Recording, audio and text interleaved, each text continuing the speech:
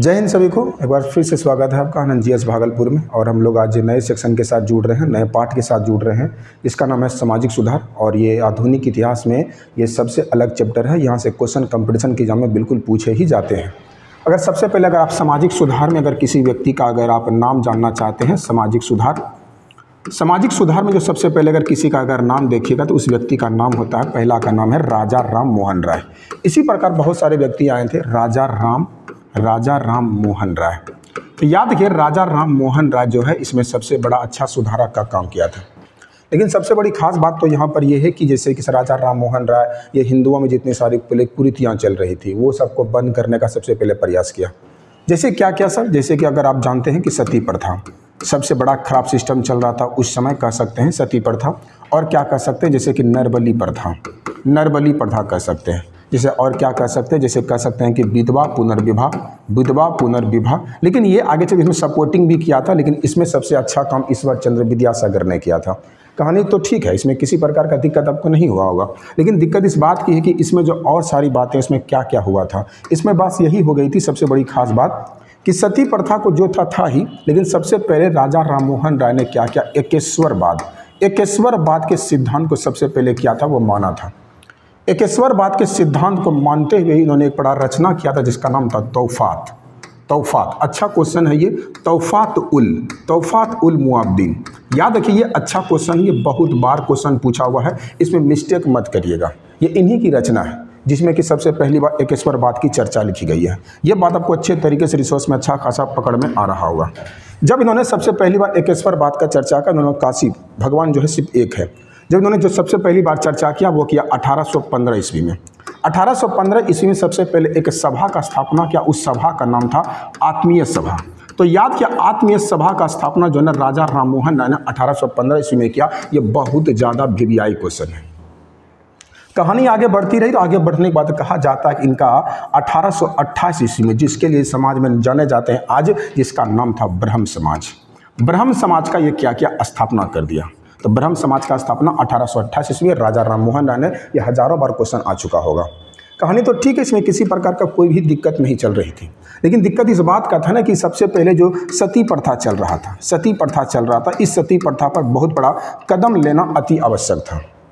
आप अगर आप जानते हैं कि 1772 ईस्वी के पास इस हिंदुस्तान को एक हीरा मिला जिसका नाम था राजा राम मोहन राय। राजा राम मोहन राय का जन्म बंगाल में हुआ था।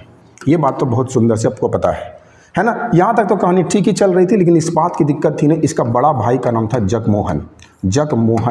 जगमोहन राम इसके भाई का नाम था।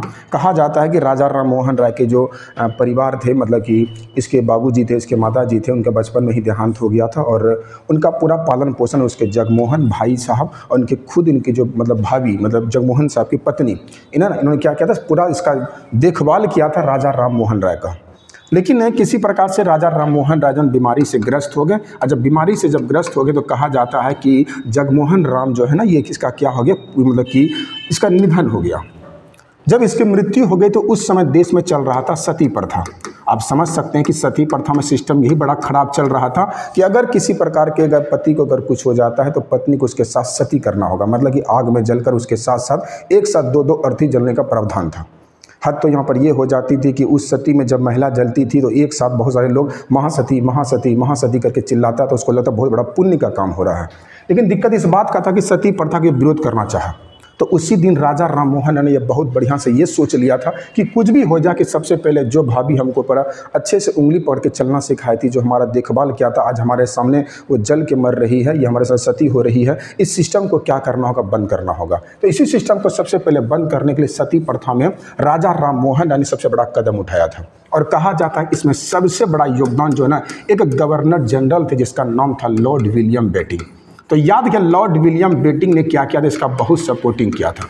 याद कि ये गवर्नर जनरल है। अगर आपको हल्का फुल्का नॉलेज है, 1857 में जब उद्घोषणा पत्र आया था, तो 1857 के बाद जब 1858 का जब घोषणा पत्र आया था ना, उस दिन से वायसराय हो गया था। लेकिन उसके पहले गवर्नर जनरल चलता था। तो कहा जाता है कि लॉर्ड विलियम बेटिंग ने मतलब ब्रिटेन में जाके पत्र को लिखा और कहा जाता है कि सती प्रथा में हमको सपोर्ट मिल रहा है, किसके साथ, राजा राम मोहन राय के साथ। राजा राम मोहन राय के साथ ये सपोर्टिंग इसको मिल रहा था। इसका मतलब ये भी मिल गया और ये भी मिल गया, दोनों का एक साथ एकजुटता की सहायता से हुआ है। और कहते हैं कि दोनों के मिलने से जब ये पेपर को बाहर लिखा, जब कि हाँ कि जब तक कोई ब्रिटेन से कोई पेपर लिख के नहीं आ जाता है कि जी इसको बंद करना होगा, क्योंकि सारा हाथ तो उन्हीं के हाथों में, तो पूरा नियम कानून को। तो इसमें कहते हैं कि क्वेश्चन बड़ा अच्छा क्वेश्चन आता है कि सती प्रथा का सबसे ज़्यादा विरोध किसने कर दिया था। तो याद रखिएगा ये अच्छा क्वेश्चन है जिसका नाम है राधाकांत देव। राधाकांत देव, ये अच्छी तरीके से याद रखिएगा, ये अच्छा क्वेश्चन भी है, बार बार क्वेश्चन ये पूछा जाता है। इसको भी थोड़ा दिया कि विरोध करने के लिए उतर गया था, कहा तक नहीं जो सिस्टम चल रहा है उसी सिस्टम को चलने दीजिए। लेकिन ये लॉर्ड विलियम बेंटिंक और राजा राम मोहन राय की सहायता से कहा जाता है कि 1829 ईस्वी में सती प्रथा को पूरी तरह से बंद करने में हम लोग क्या हो गए, सफल हो गए।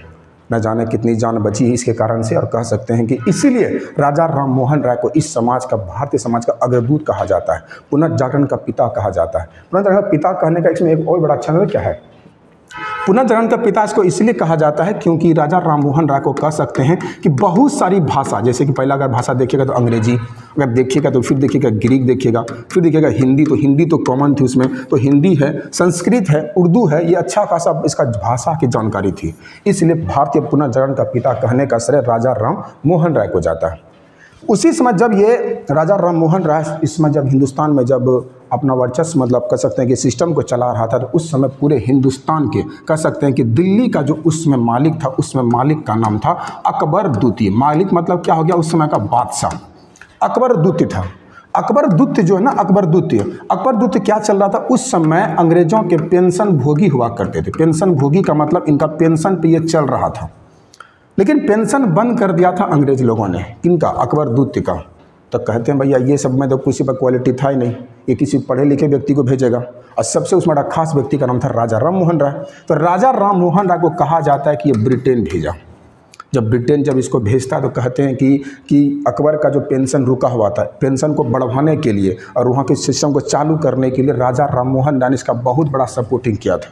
तो इस बात से अकबर द्वितीय खुश होकर राजा राम मोहन राय को राजा का उपाधि दिया था। यह बहुत सुंदर क्वेश्चन है, मिस्टेक मत करिएगा कि क्वेश्चन पूछा जाता है कि राजा राम मोहन राय को राजा को उपाधि किसने दिया था, तो अकबर द्वितीय ने दिया था। अच्छा खासा क्वेश्चन है, इसको लगातार हम लोग क्या करेंगे, देखते रहेंगे। कहानी चलता है, चलने देते हैं। उसी प्रकार याद किया राजा राम मोहन राय जो ना, उसको हल्का फुल्का मस्तिष्क में पहले से भी चोट लग गई थी। अगर आप सुने होंगे मस्तिष्क में मेनिंजाइटिस नाम का रोग होता है ना, वो मेनिंजाइटिस बीमारी उससे वो ग्रस्त था थोड़ा सा, वो ये बात को याद रखिएगा। तो मेनिंजाइटिस के वजह से कहते हैं कि वो एक जगह का नाम था, जिसका नाम था ब्रिस्टल में ही राजा राम मोहन राय की क्या हो गई थी, मृत्यु हो गई थी। जब मृत्यु हो गई तो कह सकते हैं इसकी लाश को इसको मतलब कि उनके बॉडी को वहीं क्या किया गया, जब दफन कर दिया गया, वहीं जो संस्कार जो मतलब हम लोग के विधि जो एक रीति रिवाज होता है उसको यहीं कर दिया गया। इसलिए क्वेश्चन पूछा जाता है कि उस समाज सुधारक का नाम बताइए जिसकी मृत्यु मतलब कि आज भी समाधि कहाँ है, मतलब विदेशों में है, तो ब्रिस्टल में है। वो कौन सा है, राजा राम मोहन राय। कहानी अच्छा खासा चलता रहा। उसी प्रकार याद रखिए राजा राम मोहन राय ने सबसे बढ़िया 2 पत्रिका लिखा था। पत्रिका का नाम अगर देखिएगा तो ये बहुत सुंदर क्वेश्चन है, संवाद कुमैदी।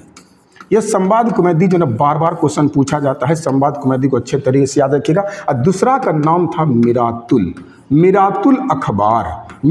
अखबार जो है, ये दोनों क्वेश्चन जो है ना, ये दोनों पत्रिका जो इन्होंने लिखा था। इसके पहले आपको हम जस्ट बता दिए तोहफात उल मबदीन, उसको मत भूलिएगा, वो तो ठीक है ही है, लेकिन ये इनकी खुद की पत्रिका थी। और हद तो यहाँ पर यह थी किसी भारतीय के द्वारा लिखी जाने वाली यह पहली पत्रिका थी इसकी। अगर संवाद कुमैदी को अगर देखेंगे तो आपको यहाँ से अगर मिलेगा, क्योंकि ये भाषा से पकड़ में आ रहा होगा, ये भाषा कैसी थी, बंगाली थी।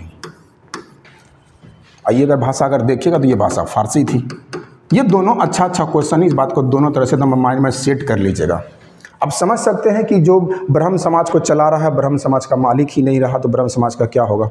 तो उसी प्रकार कहा जाता है कि ब्रह्म समाज की जब राजा राम मोहन राय की जब मृत्यु हो जाती है ना, तो इसमें आके विवाद हो जाता है। जब विवाद हो जाता है तो विवाद में 1-2 व्यक्ति का नाम भी आता है जो आगे चलकर काम करता है, जिसका नाम होता है केशव चंद्र सेन।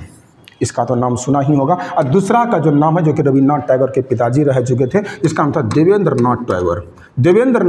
ये भी क्या करता है, दोनों जाके साथ में एक अपना काम निभाने में ये अच्छा खासा काम करता है। तो आप समझ सकते हैं कि समाज सुधार के लिए बहुत बेहतर योगदान करने वाला राजा राम मोहन राय था। इसमें सबसे बड़ी अच्छी जानकारी ये सबको अच्छे तरीके से आप याद कर लीजिएगा। उसका समाज सुधार में दूसरा का नाम आता है आर्य समाज, उसी प्रकार रामकृष्ण मिशन। इसको और धीरे धीरे क्या करें पढ़ते जाएंगे। इसका सेकंड पार्ट आपको बहुत जल्दी दोबारा मिल जाएगा। और फिर से अगर आपको कैसा वीडियो लगा, आपको कमेंट में क्या करना है ये आपको बताना है। जय हिंद सभी को।